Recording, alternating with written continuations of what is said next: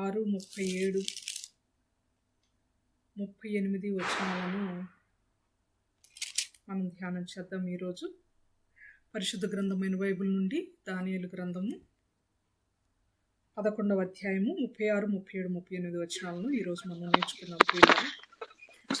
ఆ రాజు ఇష్టానుసారంగా జరిగించి తన్ను తానే హెచ్చించుకొనుచు అతిశయపడుచు ప్రతి దేవత మీదను దేవాది దేవుని మీదను గర్వంగా మాట్లాడుచు ఉగ్రత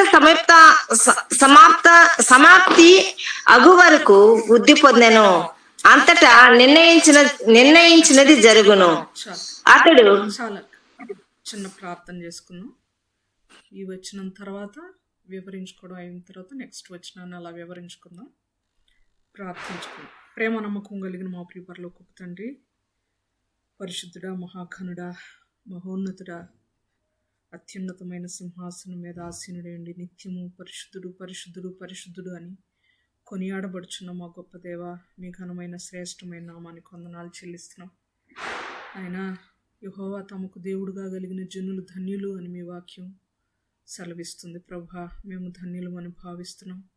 ప్రభా, మిమ్మల్ని అయ్యా తండ్రి అని పిలవడానికి మీరు ఇచ్చిన అర్హతను బట్టి మీకు స్తోత్రములు చెల్లిస్తున్నాం. ఒకప్పుడు దూరస్తులము నాయన, ఒకప్పుడు శత్రువులుగా ఉన్నవారము, ఒకప్పుడు పాపపు బురదలో ఉన్నవారము, ఆయనను మీ రక్తము చేత మమ్మల్ని కొని ఆయన మీ కొరకు ప్రతిష్ఠించుకున్నందుకై వందనాలు చెల్లిస్తున్నాం. కుమార్తెలనుగా కుమారులుగా మీరు ఏర్పాటు చేసుకున్నందుకై వందనాలు చెల్లిస్తున్నాం. ప్రభా నాయన, మీరు అక్కడ సమీపమయ్యే కొలది ఈ విధంగా కూడుకోవడానికి మీరు చూపుచున్న కృపను బట్టి మీకు స్తోత్రములు చెల్లిస్తున్నాం. పరిశుద్ధులందరి ప్రార్థనలతో యాచనలతో మా ప్రార్థనలు కూడా మీరు అంగీకరిస్తున్నందుకు, జవాబులు ఇస్తున్నందుకు మీకు వందనాలు చెల్లిస్తున్నాం. మీరు ఇచ్చిన గొప్ప సమయం కొరకు స్తోత్రములు చెల్లిస్తున్నాం. నాయన, మరి ముఖ్యంగా అన్యులైన వారు, మిమ్మల్ని ఎరగని వారు ఎందరో నాయన, మరి డబ్బును నాయన, మరి మందులు నాయన, ఈ యొక్క టపాసుల రూపంలో కాలుస్తూ నాయన వేస్ట్గా వృధాగా ధనాన్ని ఖర్చు పెడుతున్నారు. ప్రభా, తెలియక వారు చేస్తున్నటువంటి మిస్టేక్స్ను ప్రభా మీరు జ్ఞాపకం చేసుకోండి. ప్రభా, అనేక మందికి ఉపయోగకరమైన పనులు చేయడానికి ధనం ఉపయోగింపబడినట్లు కృప చూపండి. ఆయనను తెలియక చేయించున్నారు గనుక క్షమించండి ప్రభా. ఎవరికి ఎలాంటి ప్రమాదాలు వాటిల్లకుండా కృప చూపమని ప్రార్థిస్తున్నాం. అయ్యా, ఇదిగో ఈ యొక్క రాత్రికాల సమయంలో మా మధ్య మీరు ఉండండి నాయన. నేనైతే అజ్ఞానిని ప్రభా, తెలివి తక్కువ దానను, నా జ్ఞానం ఎంతో మీరు ఎరుగుదురు ప్రభా. నన్ను మిస్సులు చాటున దాయండి, మరుగుపరచండి. నా మాటలు నేను ఎవరికి కనబడకూడదు, వినపడకూడదు ప్రభా. మీరు మాత్రమే మా అందరితో మాట్లాడండి. మాకు ఉపయోగకరమైన మాటలను, అర్థం చేసుకోగలిగినటువంటి జ్ఞానమును, ఆచరించే బుద్ధిని నాకు మాకు దయచేయమని, ఈ కూడిక యావత్తూ మీకు మహింకరంగా జరిగించమని అయా సమస్తాన్ని మీ చేతులకు అప్పగించుకుంటూ మా ప్రభును మీ ప్రియకుమారుడైన యేసయ్య శ్రేష్టమైన నామములో ప్రార్థించి బ్రతిమాలి వేడుకొనుచున్నాను తండ్రి. ఆమేన్.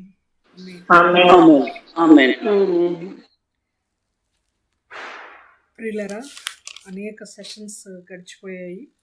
దానియేలు గ్రంథాన్ని మనం ధ్యానం చేసి అయినను మనము స్టార్ట్ చేసి కనుక తప్పకుండా ముగించుకోవాలి. కొత్తగా సెషన్ వింటుంటే కొంచెం కన్ఫ్యూజియస్గా ఉంటుంది, కానీ కంటిన్యూస్గా మ్యాక్సిమం అందరు జాయిన్ అవుతున్నారు కాబట్టి అర్థమవుతుందని, దేవుడు అర్థం చేసుకునే శక్తిని మనకు అనుగ్రహించాలని కూడా నేను ప్రార్థిస్తున్నాను. మనం కూడా ప్రార్థనాపూర్వకంగా వాక్యాన్ని ఆలకిద్దాం. గడిచిన సెషన్లో దానియేలు గ్రంథంలో అనేక విషయాలు ఆత్మీయంగా ఎంతో ధ్యానం చేసాం. మనం చరిత్రను కొద్దిసేపు పక్కన పెట్టి అనేక విషయాలు మనం ధ్యానం చేసాం. ఏంటంటే, మన జీవితాల్లో మనకంటే ముందున్నవారు, మనకంటే పెద్దలు, ఆత్మీయంగా మనకు మాదిరి అయిన వారు మరణించినా కూడా వారు ఉన్నప్పుడు మనం భక్తిగా బ్రతకడం మాత్రమే కాదు, కానీ వారు మరణించిన తర్వాత కూడా మనం భక్తిగా బ్రతకాలి, భక్తిని కొనసాగించాలి అనేటువంటి అంశాన్ని మనం లాస్ట్ టైం ధ్యానం చేసాం. యేసు ప్రభు వారు సజీవులుగా లేక శరీరధారిగా ఈ లోకంలో ఉన్నప్పుడు మాత్రమే 12 మంది శిష్యులు భక్తి శ్రద్ధలతో నడుచుకుంటే దానిలో గొప్పేముంది. యేసు ప్రభు వారు మరణించిన తర్వాత కూడా మరి ఎక్కువగా వాళ్ళు భక్తిగా బ్రతకాలి కదా, మాదిరికరమైన జీవితాన్ని జీవించాలి కదా అని మనం ఆలోచన చేసాం. మోషే గారు ఉన్నప్పుడే కాలేబు యెహోషువలు భక్తిగా బ్రతకడంలో పెద్ద గొప్పతనం ఏం లేదు. కానీ ఆయన మరణించిన తర్వాత కూడా ఆయన నేర్పిన అనేకమైన నీతి సూత్రాలు వీళ్ళు కూడా పాటిస్తూ మాదిరికరంగా బ్రతకడంలో గొప్పతనం ఉంది అని కూడా మనం జ్ఞాపకం చేసుకున్నాం. మరి ముఖ్యంగా క్రొత్త నిబంధనలో జెబెదయి కుమారులు మనం జ్ఞాపకం చేసుకున్నాం. యోహాను, యాకోబు. ఈ యాకోబు, యోహానులో మొదట యాకోబు మరణించిన హతసాక్షి అయినా కూడా మరి చెదరిపోకుండా, చెదరిన హృదయం కలిగిన వాడుగా కాకుండా యోహాను స్థిరపడ్డాడు. అంతేకాదు ప్రకటన గ్రంథాన్ని ఆయన వ్రాసాడు అనేటువంటి విషయాలు మనం ధ్యానం చేసుకున్నాం. పెర్గము సంఘములోని అంతిపయ అనేటువంటి భక్తుడు హతసాక్షి అయినా కూడా ఆ పెర్గము సంఘము స్థిరంగా నిలబడింది దేవునిలో, దేవుని కొరకు బ్రతికింది అనేటువంటి కొన్ని చాలా శ్రేష్టమైన ప్రశస్తమైన ఉదాహరణలను మనము గడిచిన సెషన్లో విన్నాం. ఈ సెషన్లో మనం నేర్చుకోబోయేటువంటి అంశము ఏంటంటే చాలా చిన్న టాపిక్గా నేను దీన్ని తీసుకోవాలనుకుంటున్నాను. ఎందుకంటే గబ్రియేలు గారు దానియేలు గారికి తెలియచేస్తున్నటువంటి ఈ యొక్క సుదీర్ఘ దర్శనము, పెద్ద దర్శనము లేక చివరి దర్శనము ఏదైతే ఉందో ఆల్మోస్ట్ అది ఎండింగ్కి వచ్చేసింది. మనం దీన్ని పార్ట్స్గా చేసుకున్నప్పుడు 11వ అధ్యాయంలో కొన్ని పార్ట్స్ మనం వివరించుకోవడం జరిగింది. First part, second part, third part అని మనం వివరించుకున్నాము. అయితే ఈ పార్ట్లో 11వ అధ్యాయంలో ఆల్మోస్ట్ చివరి పార్ట్కి వచ్చాం. చివరి పార్ట్ 35వ వచనము లేక 36వ వచనం నుండి 45వ వచనం వరకు థర్డ్ పార్ట్ అని నేను చెప్పడం జరిగింది. ఫస్ట్ పార్ట్ వచ్చేసి 3వ వచనం నుండి 19వ వచనం 11వ అధ్యాయంలో, అలాగే సెకండ్ పార్ట్ వచ్చేసి 20వ వచనం నుండి 35వ వచనం వరకు. గత సెషన్లో సెకండ్ పార్ట్ కంప్లీట్ చేసుకున్నాము. ఇది చివరి పార్ట్ 11వ అధ్యాయంలోని చివరి భాగము 36వ వచనం నుండి చివరి వచనమైన 45వ వచనం వరకు. సో ఈ చివరి దర్శనంలో ఆల్మోస్ట్ మనం ముగింపుకు వచ్చేసాము. మొదటి 2 పార్ట్స్లో కూడా ఒక రాజు గురించి ఎక్కువగా మనం మాట్లాడుకున్నాం. ఎవరా రాజు చెప్తారా? పేరు చెప్తారా? దానియేలు గ్రంథంలో right, very good, thank you sister. Antiochus 4 గురించి మనం మాట్లాడుకున్నాం. ఫస్ట్ పార్ట్లో 11వ అధ్యాయంలో, సెకండ్ పార్ట్లో కూడా ఆయన మనకి ఎలా కనిపిస్తాడంటే కొన్నిసార్లు నీచుడు అని చెప్పబడుతున్నాడు, కొన్నిసార్లు ఇచ్చకపు మాటల చేత మనుషులను వశపరుచుకుంటున్నాడు అని చెప్పబడుతున్నాడు.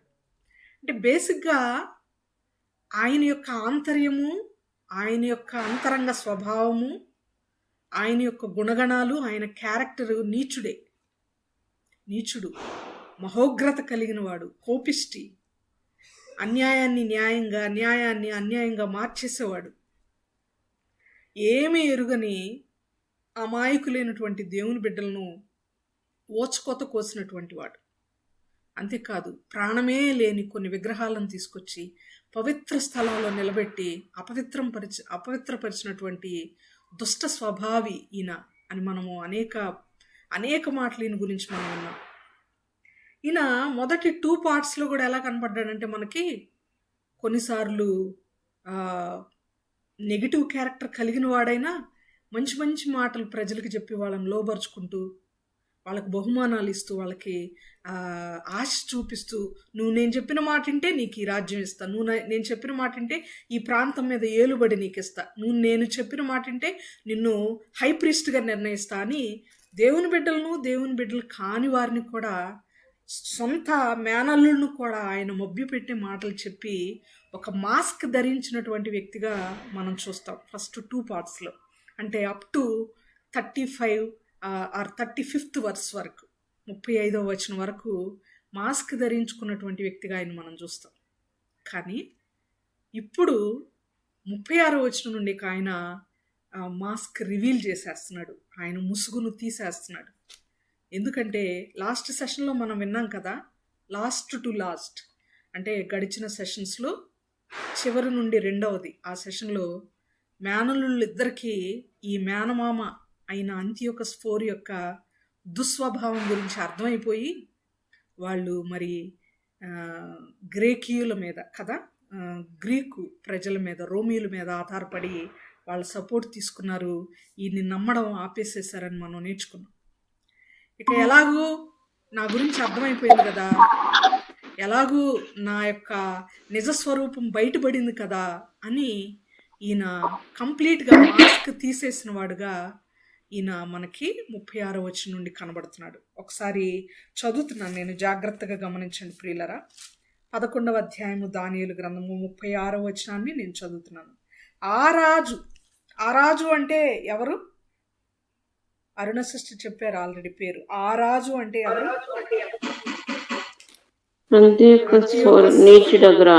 Antiochus IV. ఆ రాజు అంతియోకస్ IV అనేటువంటి రాజు ఇష్టానుసారముగా జరిగించి తన్ను తానే హెచ్చించుకొనుచు అతిశయపడును.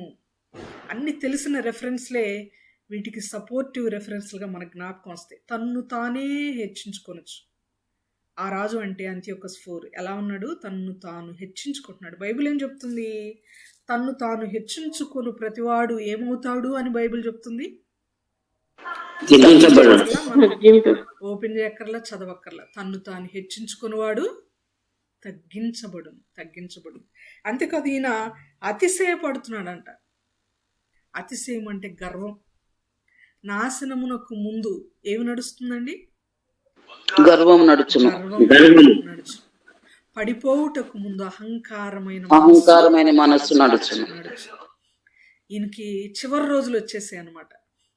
చాలా అందరికి చుక్కలు చూపిస్తూ చక్రాన్ని తిప్పేస్తూ తనిష్టానుసారంగా బ్రతికాడు. కానీ పడిపోబోతున్నాడు, చాలా త్వరలో ఆయన పడిపోబోతున్నాడు. అందుకని అహంకారయుక్తముగా నడుచుకుంటున్నాడు. అంతేకాదు, తనను తాను హెచ్చించుకుంటున్నాడు. ప్రతి దేవత మీదను, దేవాది దేవుని మీదను గర్వముగా మాట్లాడుచు ఉగ్రత సమాప్తి అగు వరకు వృద్ధి పొందును. అంతటా నిర్ణయించినది జరుగును. ఆయన హెచ్చించుకుంటున్నాడు, అంతేకాదు అతిశయించుచున్నాడు. అంతేకాదు, ప్రతి దేవత మీద కూడా తనను తాను హెచ్చించుకుంటున్నాడు. అంటే ప్రతి దేవత మీదను ఆయన గర్వంగా మాట్లాడుతున్నాడు. దేవాది దేవుని మీద కూడా గర్వంగా మాట్లాడుతున్నాడు. ఇవన్నీ ఇంతకు ముందు కూడా చూసాం కదా. ఎందుకు మరలా గబ్రియేలు 36వ వచనంలో జ్ఞాపకం చేస్తున్నాడు? ఎందుకు మరలా చెప్పిందే చెప్తున్నాడు? మన సెషన్స్ కూడా మరలా రిపీట్ అవుతున్నట్లుగా ఎందుకు వాక్యాలు ఎలా వస్తున్నాయి అంటే ఒకటే కారణం. ఉదాహరణకి నిర్గమకాండంలో 10 ఆజ్ఞల వివరణ ఉంది, అవునా? మనందరికి తెలుసు కదా. నిర్గమకాండంలో 10 ఆజ్ఞల గురించి మోషే గారు దేవుని చేత ఆజ్ఞాపించబడిన వాడై మరి 10 ఆజ్ఞల గురించి ఇశ్రాయేలీయులకు వివరిస్తాడు. అవునా కాదా? నిర్గమకాండం నిర్గమకాండం. కానీ నిర్గమకాండంలో ఏ విషయాలైతే ఇశ్రాయేలీయులకు మోషే గారు ఎక్స్ప్లెయిన్ చేస్తారో సేమ్ థింగ్ 10 ఆజ్ఞల గురించి మరియు అనేక విషయాల గురించి నిర్గమకాండంలో చెప్పబడిన అనేక విషయాలు, ఆల్మోస్ట్ 100% విషయాల గురించి మరి ఒక పుస్తకంలో కూడా మోషే గారు వివరిస్తారు. ఆ పుస్తకం ఏంటో మీరు చెప్పగలరా? అది యేసు ప్రభు వారికి చాలా ఇష్టమైన పుస్తకం. చాలా వచనాలు యేసు ప్రభు వారు శరీరధారిగా ఉన్నప్పుడు ఆ పుస్తకం నుండే కొన్ని వచనాలను మాట్లాడతారు. అంతేకాదు, ప్రాముఖ్యంగా సాతానుని ఎదిరించేటప్పుడు కొండ మీద, లేకపోతే ఆయన బాప్తిజం తీసుకున్న తర్వాత ఆయన శోధింపబడేటప్పుడు అనేక వచనాలు ఆ పుస్తకం నుండే మాట్లాడతారు. ఆ పుస్తకం ఏంటో మీరు చెప్పగలరా?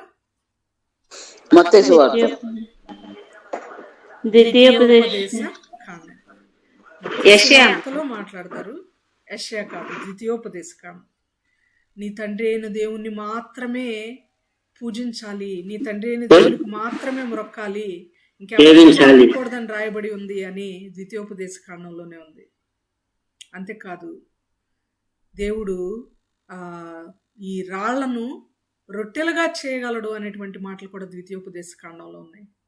అంతేకాదు, నీ తండ్రి అయిన దేవుని శోధింపవద్దు అనేటువంటి మాటలు కూడా ద్వితీయోపదేశ కాండంలో ఉన్నాయి. ఈ విధంగా సాతాన్ని ఎదిరించేటప్పుడు దేవుడు వాడిన ప్రతి వచనం కూడా ద్వితీయోపదేశ కాండంలోని మాట. ఆ మాటలన్నీ కూడా మోషే గారి ద్వారా ఇశ్రాయేలీలకు బోధింపబడినటువంటి నిర్గమకాండంలోని విషయాలే. అలాగైతే నిర్గమకాండంలో ఆల్రెడీ చెప్పబడినటువంటి విషయాలను ఎందుకు మరలా ద్వితీయోపదేశ కాండంలో ఇశ్రాయేలీలకు మోషే గారు చెప్పారు అంటే దానినే రీసమ్మరీ అంటాం. Otherwise summarising the previous things. Already బోధించినటువంటి విషయాలను మరొక్కసారి ముగింపులో చెప్పడం. ముగింపుకు వచ్చినప్పుడు మరొక్కసారి జాగ్రత్త కోసం మనము చెప్తూ ఉంటాం. ఒక చిన్న ఉదాహరణ నేను చెప్పాలనుకుంటున్నాను. మా నాన్నగారు ఉన్నారు. ఎవరైనా గోల్డ్ వేసుకొని ప్రయాణం చేస్తే ఆయనకి చాలా కోపం, చాలా భయం కూడా. భయంతో కూడిన కోపం అది యాక్చువల్లీ. మీరు ఎక్కడైనా వేసుకోండి, అయినా ఏమైనా ఫంక్షన్లు, పెళ్ళిళ్ళు అలాంటివి ఉంటే వేసుకోండి, కానీ ప్రయాణాల్లో ఎందుకమ్మా గోల్డ్ వేసుకుంటారు అని కోపపడతారు. తర్వాత పిల్లలకి అన్ని జాగ్రత్తలు చెప్పేటప్పుడు, ఈరోజు బైబిల్ చదివించావా పిల్లల చేత, ఈరోజు ప్రేయర్ చేశారా పిల్లలు, స్కూల్కి వెళ్ళేటప్పుడు జాగ్రత్త చెప్తున్నావా, ప్రార్థన చేసుకొని బయలుదేరుతున్నారా ఇంట్లో నుండి వెళ్ళేటప్పుడు అని చెప్తారు. ఇవన్నీ రెగ్యులర్గా చెప్పే జాగ్రత్తలే, చిన్న చిన్నవి క్యాజువల్ థింగ్స్. మా నాన్నగారే కాదు, బహుశా మీ ఫాదర్స్ కూడా చెప్పుంటారు, లేకపోతే మీ తాతయ్యలు కూడా చెప్పుంటారు. మా తాతయ్య కూడా చెప్పేవాడు. మన ఇంట్లో అన్ని కుటుంబాలు, క్రైస్తవ కుటుంబాలు పెద్దలు ఇచ్చేటువంటి జాగ్రత్తలు ఇవి. కానీ ఇక మనం సెలవులకు వెళ్ళి సెలవులన్నీ అయిపోయినాయి, తిరిగి మన ప్రాంతానికి మనం వచ్చేస్తున్నాం, లేకపోతే మరొక 6 నెలలు 3 నెలల వరకు మన పేరెంట్స్ని మనం చూడం అని అనుకున్నప్పుడు చివరి గడియల్లో, ఎక్స్క్యూజ్ మీ, క్షమించండి చిన్నారి,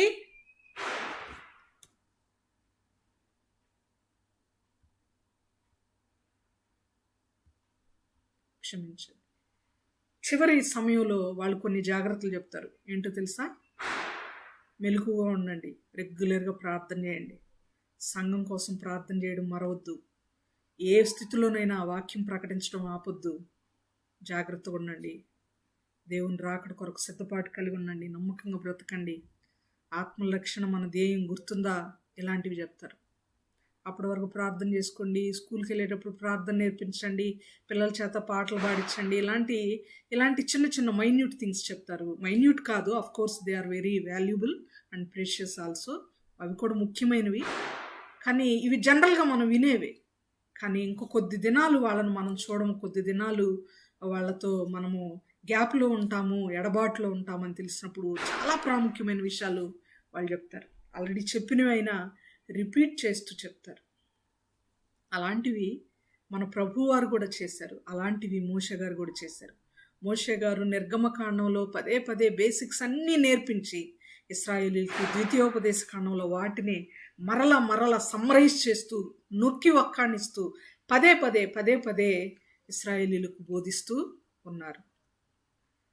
అదేవిధంగా ఇక్కడ గబ్రియేలు గారు కూడా 35వ వచనం వరకు అనేక మార్లు ఇతని గురించి మాట్లాడుతూనే, అనేక వచనాలలో ఇతని గురించి మాట్లాడారు. 8వ అధ్యాయంలో కూడా ఆల్రెడీ మాట్లాడారు. 8వ అధ్యాయం 9, 10, 11 వచనాలు ఇదే అంత్యోకస్ 4 గురించి.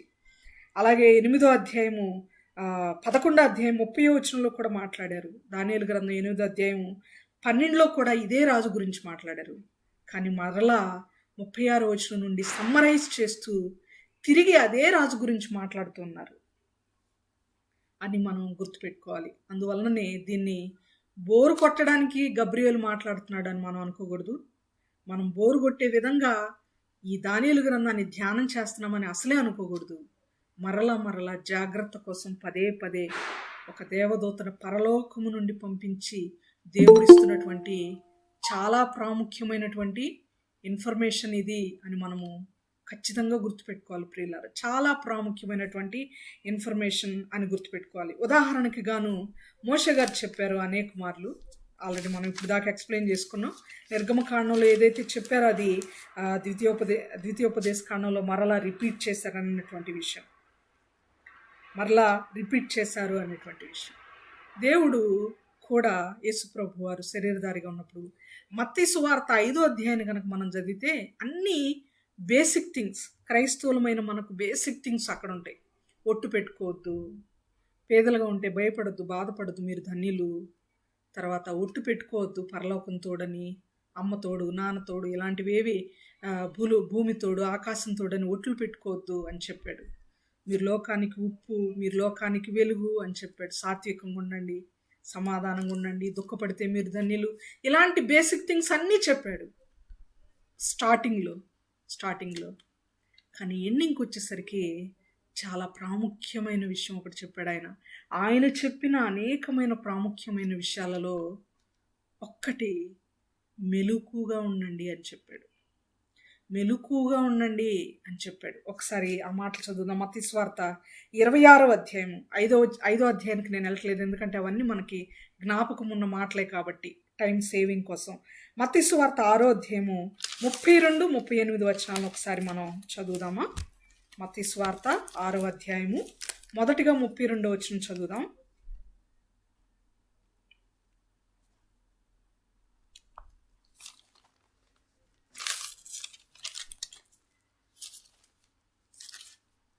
ప్రియులారా, తీస్తే చదివి సహాయం చేయండి దయచేసి. మత్తయి సువార్త 26వ అధ్యాయము 32వ వచనం.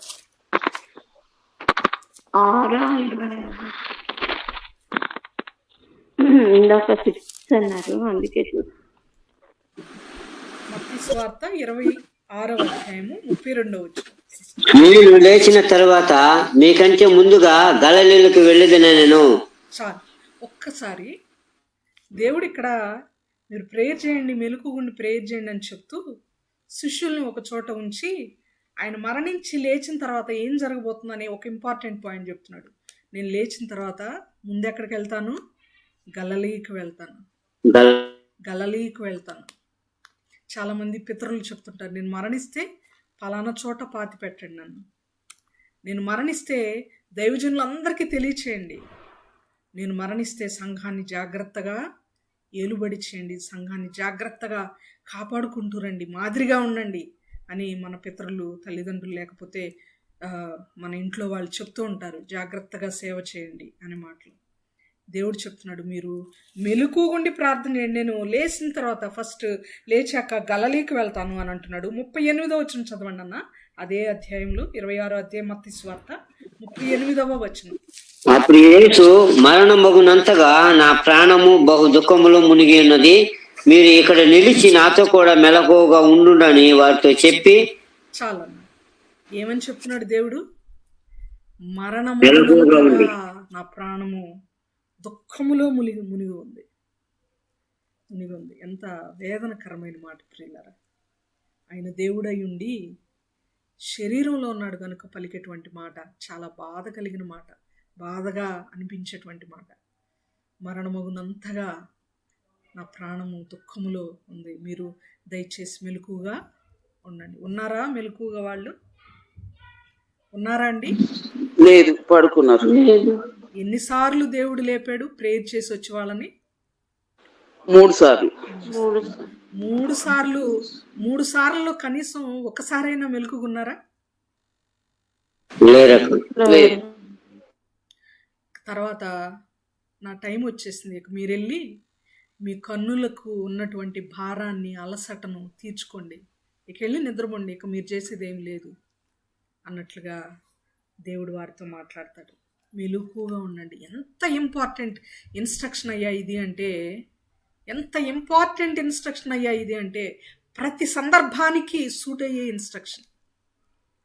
ఆర్థికంగా మెలకుగా ఉండాలి, మానసికంగా మెలకుగా ఉండాలి, శరీరానుసారంగా మెలకుగా ఉండాలి, ఆత్మీయంగా మెలకుగా ఉండాలి. ప్రభు చెప్పిందైతే ఆత్మీయ మెలకువ, కానీ మనం ఇది ఈ లోకానుసారంగా కూడా అన్ని విషయాల్లో మెలకుగా ఉండటం చాలా ప్రాముఖ్యమైనది ప్రియులారా. ఎంత గొప్ప మాట మన ప్రభువు మన కొరకు వ్రాయించాడో, ఎంత గొప్ప మాట తన శిష్యులకు దేవుడు చెప్పి ఉన్నాడో అని ఆలోచన చేస్తే వాహ్ అనిపిస్తుంది. చాలా గొప్ప మాట.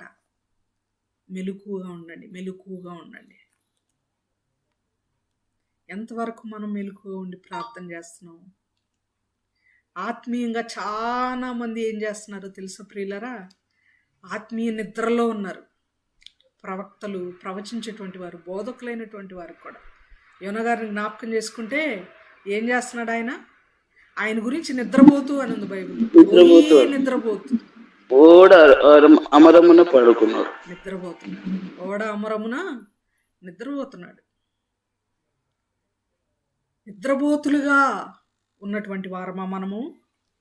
దేవుని బిడ్డలం అని చెప్పుకుంటూ చుట్టుపక్కల భయానకమైనటువంటి దృశ్యాలు మనం చూస్తూ మనం మాత్రం క్షేమంగా ఉన్నాంలే, మనం మాత్రం హ్యాపీగా ఉన్నాంలే, మన మీద ఎండ దెబ్బ లేదు, వెన్నెల దెబ్బ లేదు, ఎలాంటి అనారోగ్యం లేదు, హ్యాపీగా ఉన్నాం, చక్కగా 3 పూట్ల భోంచేస్తున్నాం, హ్యాపీగా మన జీవనం కొనసాగుతుంది అని చెప్పి ఎంత లగ్జీరియస్గా మనం ఉన్నామో తెలుసా? ఆత్మీయంగా మెలకువ లేదు మనలో. క్రైస్తవుల మీద నిందలు, క్రైస్తవుల మీద తిరుగుబాటు, క్రైస్తవుల మీద అన్ని అఘాయిత్యాలు ఇవి జరుగుతున్నాయి అంటే మనం సింపుల్గా మనం ఏం చేస్తున్నాం తెలుసా? రాకడ సూచనలు ఇవి అంటున్నాం. అదేంటో మనకు బాగా తెలిసినట్టు, మనకు ఎక్స్పీరియన్స్ ఉన్నట్టు. దేవుడు చెప్పాడు కదా ఆల్రెడీ ఒకళ్ళ మీదకి ఒకళ్ళు వస్తారు, దేవుడు చెప్పాడు కదా ఆల్రెడీ పలానా వచ్చినోళ్ళు అని ఇమ్మీడియట్గా మనము దాన్ని ఎన్హాన్స్ చేస్తూ, దాన్ని మనం సమ్మరైజ్ చేస్తూ, మనం ఏదో దాన్ని డిస్క్రిప్షనల్గా మాట్లాడుతున్నాం, వివరిస్తూ మాట్లాడుతున్నాం. ఏమన్నా తెలుసా? ఇవన్నీ దేవుడు ఆల్రెడీ చెప్పాడండి, దేవుని రాకడ సమీపంగా ఉందని. మరి మిగిలిన వాళ్ళకి తెలియదు ఆ విషయం. దేవుని రాకడ సమీపంగా ఉందని మిగిలిన క్రైస్తవులందరికీ తెలీదా? మనకు మాత్రమే తెలుసా? మాట్లాడే మనకు మాత్రమే తెలుసా? సమీపంగా ఉంది, దేవుడు త్వరగా వస్తున్నాను అని చెప్పినటువంటి మాటలు కొన్ని సంవత్సరాల నుంచి వింటున్నాం మనకు తెలుసు. కానీ మెలకుగా ఉండి ఇలాంటివన్నీ జరగకుండా, క్రైస్తవుల మీద దాడులు జరగకుండా, క్రైస్తవులకు విరోధులు లేవకుండా, క్రీస్తు విరోధులు వాళ్ళు పై అంజలో ఉండకుండా, వారిది పై చేయిగా ఉండకుండా, దీనులైన వారిని, అమాయకులైన వారిని హింసించకుండా ఉండులాగిన మెలకుగుండి ప్రార్థన చేస్తున్నామా? మాటలు మాత్రం మాట్లాడుతున్నామా? ఇవి రాకడ సమయం, రాకడ సూచనలు అంటున్నాం. సూచనలు దేవుడు చెప్పినప్పుడు మెలుగుగుండమని కూడా చెప్పాడు కదా మనకి. సమ్మరైజ్ చేస్తూ, మత్తయిలోనేనా ఈ మాట ఉంది? మార్కులో ఉంది, లూకాలో ఉంది, యోహాను సువార్తలో కూడా ఉంది. సువార్తల వరకేనా మెలకుగా ఉండమని చెప్తుంది బైబిల్ అనంటే? ఎన్నో పత్రికల్లో కూడా ఉంది. ప్రతివారు ఆత్మీయ మెలకువను కలిగి ఉండాలి ప్రియులారా. ఆత్మీయ మెలకువను కలిగి ఉండాలి. మన కుటుంబంలో ఇంకా రక్షింపబడిన వారు ఎవరైనా ఉన్నట్లయితే, మన కుటుంబంలో ఇంకా ఆత్మీయంగా స్థిరపడిన వాళ్ళు ఎవరైనా ఉన్నట్లయితే, మన కుటుంబంలో ఇంకా బైబిల్ చదవని వారు, మోకరించని వారు, దేవుని సన్నిధి అంటే మెడవంచని వారు, మన కుటుంబంలో దేవుడు అంటే భయం లేని వారు, మన కుటుంబంలో దేవుని పట్ల శ్రద్ధ లేని వారు, మన కుటుంబంలో దేవుని క్రియల పట్ల బాధ్యత లేని వారు ఎవరైనా ఉన్నట్లయితే వారి గురించి మెలకుగా మనం ప్రార్థన చేయాలి. దేవుడు మనకిచ్చిన బాధ్యత కాదా అది? దేవుడు మనకు చెప్పినటువంటి పని కాదా అది? 24వ అధ్యాయం సామెతల గ్రంథం 11వ వచనం దేవుడు మాట్లాడుతున్నాడు, జ్ఞాని ద్వారా రాయించినటువంటి మాట. నాశనమునకై జోగుచున్న వారిని నీవు రక్షింపవా? అయ్యా వీళ్ళని కాపాడయ్యా, అయ్యా వీళ్ళని రక్షించయ్యా, అయ్యా వీళ్ళని రక్షించు, వాళ్ళని కాపాడు, వీళ్ళని నశించకుండా చూడు అని అంటమే కాదు, ముందు మనం వెళ్ళి రక్షించాలి, ముందు మనం వెళ్ళి స్వార్థ ప్రకటించాలి, ముందు దేవుడు మనకు చెప్పిన పనిని మనము ప్రకటించాలి. మనం మెలకుగుంటే కదా ఇవన్నీ చేయడానికి. సావునకై పట్టబడిన వారిని నువ్వు తప్పించుము, నాశనమందు పలుటకు జోగుచున్న వారిని నువ్వు రక్షింపవా. నీవు మనకి చెప్పే మాట దేవుడు అది. మనమేమో దేవుడు మనకి బాధ్యత అప్పగిస్తుంటే, మనకు పని అప్పగిస్తుంటే, అయ్యా నువ్వు రక్షించయ్యా, నువ్వు కాపాడయ్యా, నువ్వు చెయ్యయ్యా, నువ్వు మార్చయ్యా అని ఇన్ రిటర్న్ దేవునికి మనం తిరిగి పని అప్పగిస్తున్నాం. మనం ఏం చేస్తాం మరి? దేవుడు మనకి పని అప్పగిస్తే మనం ఏం చేస్తాం? ఒక్కొక్కసారి కోడళ్ళు అత్తలకు పనులు చెబుతుంటారు. అమ్మా నాటుకోండి కోసాడమ్మా మీ మామయ్య గారు, ఒకసారి ఆ కూర కొంచెం చూడమ్మా, కూర చేయమ్మా అని అంటే, అత్తమ్మ ఉల్లిపాయలు కట్ చేస్తారా, అత్తమ్మ పచ్చిమిరకాయలు కట్ చేస్తారా, కరెంటు పోయింది మిక్సీ పని చేయట్లేదు, అత్తమ్మ కొంచెం ఈ మసాలా నూరిస్తారా, అత్తమ్మ ఒక్కసారి నేను స్నానం చేసి వస్తాను ఆ కూరని మీరు తిప్పుతారా, ఉప్పు వరకు నేను వేసాను, కొంచెం కారం మసాలా మీరు వేయండి, నాది స్నానం లేట్ అయినా. చివరికి అత్తమ్మ ఇంకా దించేయమంటారా? ఎస్. ఒక్కసారి టేస్ట్ చూడండి, ఉప్పు కారం సరిపోయిందో లేదో. అత్తమ్మ, నేను మా ఫ్రెండ్ వాళ్ళ ఇంటికి వెళ్తున్నాను, మా వారు వస్తే అదే మీ అబ్బాయి వస్తే కొంచెం భోజనం వడ్డిస్తారా? ఇంతకీ వండింది ఎవరు, వడ్డిచ్చేది ఎవరు? దీనిలో శ్రమ అంతా ఎవరిది మీరు చెప్పండి? అత్తగారిది. అత్తగారిది. కానీ పని అప్పగించబడింది ఎవరికి? కోడలకి. అత్త కోడలని కాదు, ఇక్కడ అమ్మ కూతురైనా భార్యాభర్తలైనా ఎవరికి పని అప్పగించబడింది, ఎవరము ఆ పనిని ఎగ్జిక్యూట్ చేస్తున్నాం, పనిని నెరవేరుస్తున్నాం, పూర్తి చేస్తున్నాం. దేవుడు మనకు అప్పగించిన పనిని కూడా తిరిగి మనం దేవునికి అప్పగించేంత మెలకువ లేని స్థితిలో క్రైస్తవ్యం ఉంది ప్రియులారా. అందుకే ఈ సమస్యలన్నీ, అందుకే ఈ బాధలన్నీ, అందుకే ఈ యొక్క సూచనలన్నీ, ఇవన్నీ కనబడుతున్నాయి. ఏంటో తెలుసా? కారణం ఏంటో తెలుసా? ప్రార్థనా వెలితి, ప్రార్థనలో మెలకువ లేకపోవడం, ప్రార్థనలో సంపూర్ణత లేకపోవడం, ప్రార్థనలో ఎక్కువగా స్పెండ్ చేయలేకపోవడం. కుటుంబ ప్రార్థన లేదు, వెలితి. ఒకరోజు చేస్తే ఒకరోజు చేయి. ఆరాధన రెగ్యులారిటీ ఉండదు, చిన్న ఇబ్బందికి ఆగిపోతాం. గుర్తుపెట్టుకుందాం. ఇంతకంటే మనము ఎక్కువ దీన్ని వివరించుకోనక్కర్లేదు అని అనుకుంటున్నాను. దేవుడు పదే పదే చెప్పే మాటలే. మత్తయి సువార్తలో స్టార్టింగ్లో కొన్ని బేసిక్స్ థింగ్స్ ఆయన చెప్పిన, చివరికి వచ్చేసరికి చాలా వాల్యుబుల్ థింగ్స్ చెప్పాడు. మెలకుగా ఉండటం మాత్రమే కాదు, ఆయన చెప్పాడు తోడేళ్ల వలె వస్తారు, గొర్రె చర్మం కప్పుకొని తోడేళ్ళులాగా వస్తారు మీ దగ్గరకు అబద్ధ ప్రవక్తలు, వాళ్ళ గురించి జాగ్రత్తగా ఉండండి అని చెప్పాడు. సమయాన్ని పోనివ్వకండి అని చెప్పాడు. మెలకుగా ఉండండి, నమ్మకంగా ఉండండి. యజమాని వచ్చుట చూడగానే ఎవరైతే ఏ సేవకుడైతే, ఏ పనివాడైతే మెలకుగా ఉంటాడో వాడు రక్షింపబడతాడు. అంతవరకు సహించండి.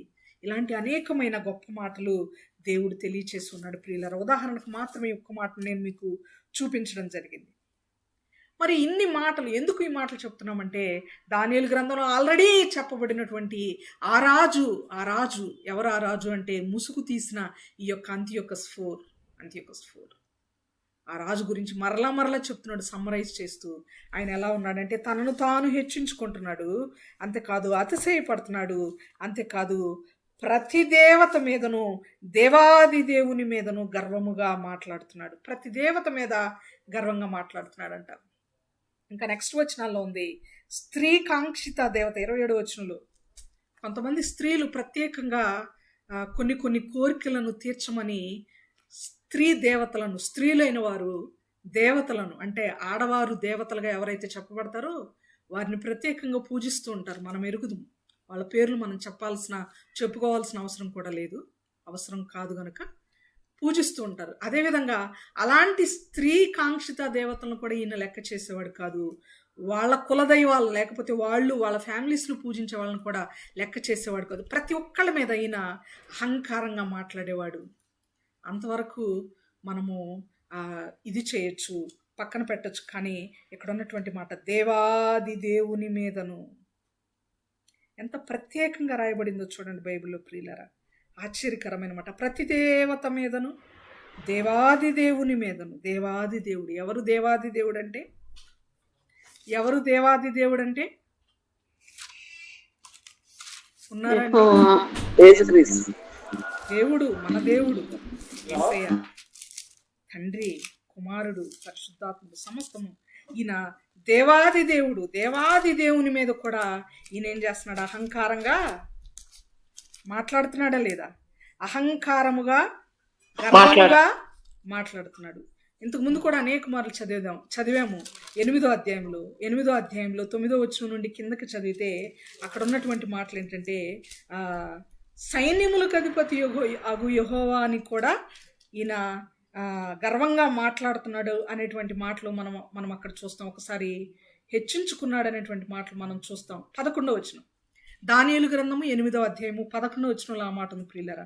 ఆ సైన్యములకు యొక్క అధిపతికి విరోధముగా తాను హెచ్చించుకొని అనదినము బలర్పణను నిలిపివేసి ఆయన ఆలయంను పడద్రోసెను. అనుదిన బలిని నిలిపేసి ఆయన ఆలయాన్ని పడద్రోశాడు. సైన్యములకు ఆ సైన్యము యొక్క అధిపతి. మనం నేర్చుకున్నాం కదా, సైన్యమునకు అధిపతి. లాస్ట్ సెషన్లో ఐ థింక్ మనం నేర్చుకున్నాము ఈమె ఎవరు అనేటువంటి టాపిక్లో. పురుగుల సైన్యము కదా, మిడతల దండు, తర్వాత పరిశుద్ధాలంకారములు ధరించుకునేటువంటి సైన్యము అని కొన్ని సైన్యాల గురించి మాట్లాడుకుంటూ ఈ సైన్యములన్నిటికీ అధిపతి ఎవరని మాట్లాడుకున్నాం మనము?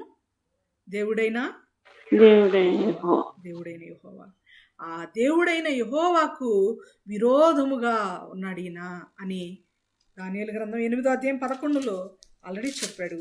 ఇప్పుడు 11:36లో కూడా మరలా ముగింపుకు వచ్చి చెప్తున్నాడు. ప్రియులరా, మరొకసారి నేను చదువుతున్నాను చివరి భాగం. ఆయన దేవాది దేవుని మీదను గర్వముగా మాట్లాడుచు ఉగ్రత సమాప్తి ఎగు వరకు వృద్ధి పొందును.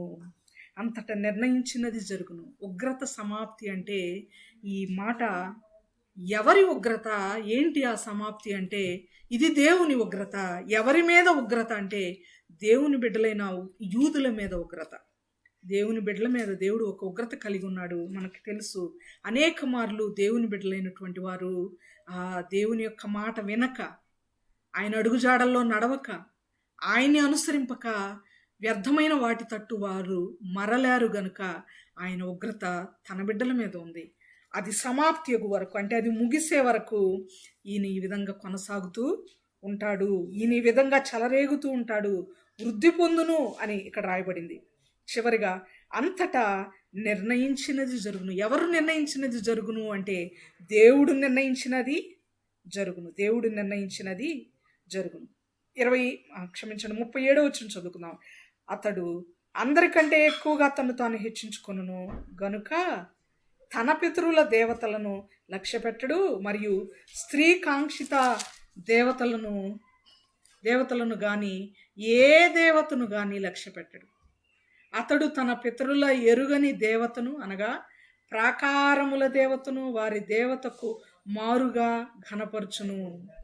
బంగారును వెండిని విలువగల రాళ్లను అలాగే మనోహరమైన వస్తువులను అర్పించి ఆ దేవతను ఘనపరచును. ప్రాకారముల దేవత.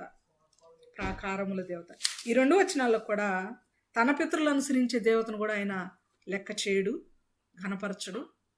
స్త్రీకాంక్షిత దేవతను కూడా లెక్క చేయడు. అకార్డింగ్ టు హిస్టరీ, అంటే చరిత్ర ప్రకారము ఈ యొక్క స్త్రీకాంక్షిత దేవత అంటే చరిత్ర ఏం తెలియజేస్తుందంటే వీనస్, ఆ దేవత పేరు వీనస్ అని తెలియజేస్తుంది. ఆ దేవతను కూడా లెక్కించడు. తన పితరులు కొలిసే ఏ దేవుణ్ణి కూడా ఈయన లక్ష్య పెట్టడు. కానీ ఒక దేవతను ఈయన లక్ష్య పెడతాడు అని ఇక్కడ రాయబడింది. ఆ దేవత ఎవరంటే ప్రాకారముల దేవత అని రాయబడింది. కానీ ఇంగ్లీష్లో దేవత అనే ప్లేస్లో గాడ్ అని మాత్రమే ఉంది. అంటే అది దేవుడు అని చెప్పబడే వాడు కావచ్చు, లేకపోతే దేవత అని కూడా కొన్ని ప్రాంతాల్లో చెప్పబడవచ్చు. ఒక్కసారి నేను మీకు ఆ పిక్చర్ చూపించి నేను ముగించడానికి ప్రయత్నం చేస్తాను ప్రియులరా. ఒక్కసారి ప్రాకారముల దేవత, ఆ దేవత మన దగ్గర లేదు, కానీ ఆ దేవతకి ఈయన మరొక మాట చెప్పడం మర్చాను. ఆ ప్రాకారముల దేవతకి అంతియోకస్ IV అనే ఆయన కంప్లీట్గా మిగుల విలువ కలిగినటువంటి బంగారంతో కంప్లీట్గా ఒక టెంపుల్ కట్టాలని ఆయన ఆలోచన చేశాడు. ఎక్కడ కట్టాలనుకున్నాడో తెలుసా? అపోస్తుల కార్యముల గ్రంథంలో మొట్టమొదట క్రైస్తవులు అనబడినటువంటి ఒక ప్రాంతం ఉంది. చెప్తారా మీరు ఆ ప్రాంతం పేరు? ముగించు, 5 minutes లో మనం ముగించుకుందాం. ఏ అంతియోకయ? 2 అంతియోకయలు ఉన్నాయి అపోస్తుల కార్యంలో. ఏ అంతియోకయ? సిరియా. రైట్, సిరియాలోని అంతియోకయ. 2వ అంతియోకయ పిసిదియలోని అంతియోకయ కూడా ఉంది. అయితే సిరియాలోని అంతియోకయలోని ప్రజలు మొదట క్రైస్తవులు అనబడ్డారు. ఆ అంతియోకయలో, ఇక్కడ మనం కన్ఫ్యూజ్ అవ్వకూడదు, అపోస్తుల కార్యంలో ఉన్న అంతియోకయ అనేది ప్రాంతం పేరు. మనం దానియేలు గ్రంథంలో మాట్లాడుకుంటుంది అంతియోకస్, నో కన్ఫ్యూజన్. అయితే ఆ అంతియోకయ అనేటువంటి ప్రాంతంలో ఈ అంతియోకస్ ప్రాకారముల దేవతకు ఒక గోల్డెన్ టెంపుల్ కట్టాలనుకున్నాడు. కంప్లీట్గా సువర్ణ దేవాలయం కట్టాలనుకున్నాడు. కానీ కట్టకుండానే మరణించాడు, చనిపోయాడు అతను. అయితే దాన్ని ఎవరు పూర్తి చేశారా, ఎవరు కట్టించారా అంటే మనకి జ్ఞాపకం పెట్టుకోండి ఈ విషయాలు. లూకా సువార్త 3వ అధ్యాయంలో ఒక అతను కనబడుతాడు, తిబెరి అని. విన్నారా ఈ పేరు? వినే ఉంటారు అనేక మార్లు, విన్నాం కదా మనం. తిబెరి అనే పేరు విన్నారా? విన్నాను సిస్టర్, మీరు చెప్పినారు వాక్యం. తిబెరి కైసరు లోక స్వార్థ 3వ అధ్యాయంలో ఆయన మనకు కనబడతాడు. తిబెరి కైసరు అనేటువంటి ఆయన ఆ యొక్క గోల్డెన్ టెంపుల్ని ప్రాకారముల దేవత అనేటువంటి ఆ దేవతకి, లేకపోతే ఆ దేవుడికి అంతియొకయలో కట్టించాడు. ఒక్కసారి ఆ ప్రాకారముల దేవతకు సంబంధించినటువంటి ఒక దేవాలయాన్ని, గోల్డెన్ టెంపుల్ కాదు ఇది, కంప్లీట్గా గోల్డెన్ టెంపుల్ కాదు, కానీ ఒక దేవాలయాన్ని మనము చూద్దాం ప్రియులారా. నేను ఆల్రెడీ పిక్స్ని గ్రూప్లో షేర్ చేశాను, వాట్సాప్ గ్రూప్లో, మీరు అది చూడొచ్చు.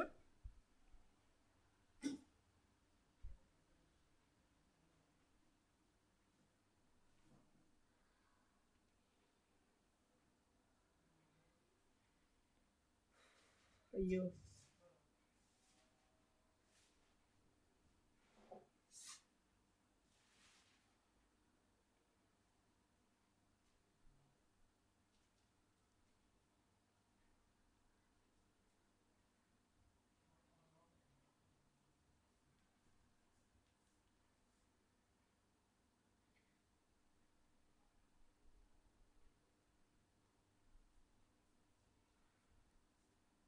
ఈ పిక్ మీకు కనిపిస్తుందా అండి?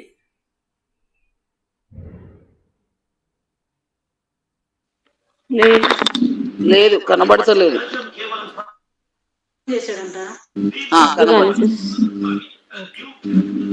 ఇది ప్రాకారముల దేవత యొక్క టెంపుల్. ఇతను ఇంతకుముందు మరి యొక్క దేవుణ్ణి కూడా విగ్రహంగా నిలబెట్టాడు కదా.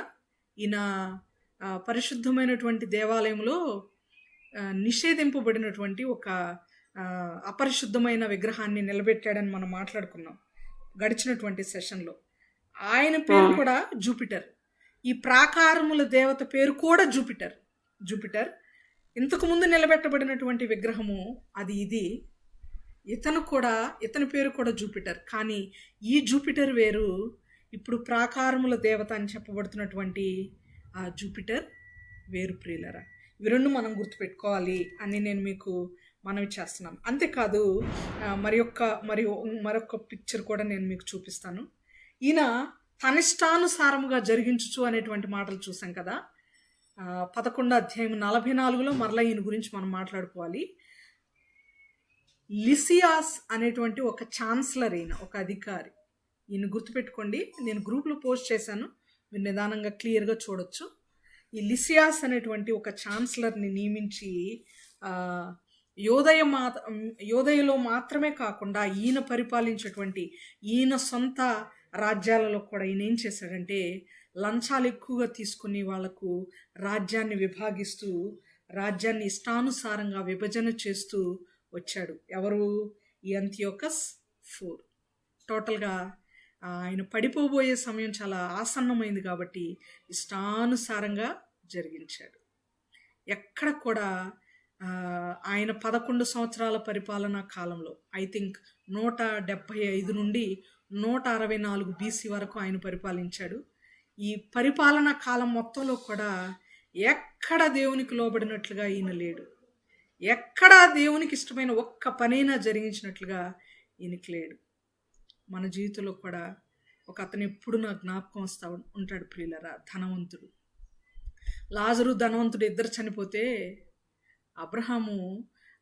అబ్రహాము రొమ్మున లాజరు ఆనుకొని ఉంటే బైబిల్లో ఆయన గురించి రాయబడిన మాట ఏంటంటే, ధనవంతుడు ఈ లోకంలో ఉన్నప్పుడు ఆయన బ్రతికి ఉన్నప్పుడు, ప్రాణాలతో ఉన్నప్పుడు తన ఇష్టానుసారముగా జీవించాడంట. ఎంత భయం వేస్తుందో ఆ మాట చదివితే. కానీ మనం జీవించాల్సింది దేవునికి ఇష్టంగా, దేవునికి ఇష్టమైన బ్రతకాలి. మన ఇష్టానుసారంగా బ్రతికితే చాలా కష్టపడతాం నరకంలో. కానీ దేవునికి ఇష్టానుసారంగా జీవిస్తూ ఈ లోకంలో కొంచెం కష్టపడినా చక్కగా అబ్రహాము రొమ్మున చక్కగా దేవుని యొక్క సన్నిధిలో, దేవుని పాదాల దగ్గర దేవుణ్ణి స్తుతిస్తూ ఆనందంగా మనం గడుపుతాం. ఈ మాటలు మనం గుర్తుపెట్టుకోవాలి. ఒక్క మాట నేను మరలా జ్ఞాపకం చేస్తున్నాను. ఈ యొక్క దర్శనం అంతా కూడా ఆల్మోస్ట్ ఎప్పుడు స్టార్ట్ అయిందంటే ప్రియులారా, ఈ ఒక్క పాయింట్ మనం చెప్పుకొని ముగించుకుందాం. ఈ దర్శనము కోరేషు ఏలుబడిలో ఆల్మోస్ట్ మనం స్టార్ట్ చేస్తే దానియేలు గ్రంథం 10వ అధ్యాయము 21వ వచనంలో స్టార్ట్ చేస్తాడు గబ్రియేల్ చెప్పడం. ఆ దర్శనాన్ని లేకపోతే దేవుడు చూయించేటువంటి ఆ మాటలను నేను నీకు తెలియజేస్తున్నాను, ఆ వాస్తవాన్ని అని చెప్తూ దానియేలు 10:21లో స్టార్ట్ చేస్తాడు. 11:1లో కూడా రకరకాల రాజులు మారిపోతూ ఉంటారు. ఆల్మోస్ట్ కోరేషు ఏలుబడిలో స్టార్ట్ అయినటువంటి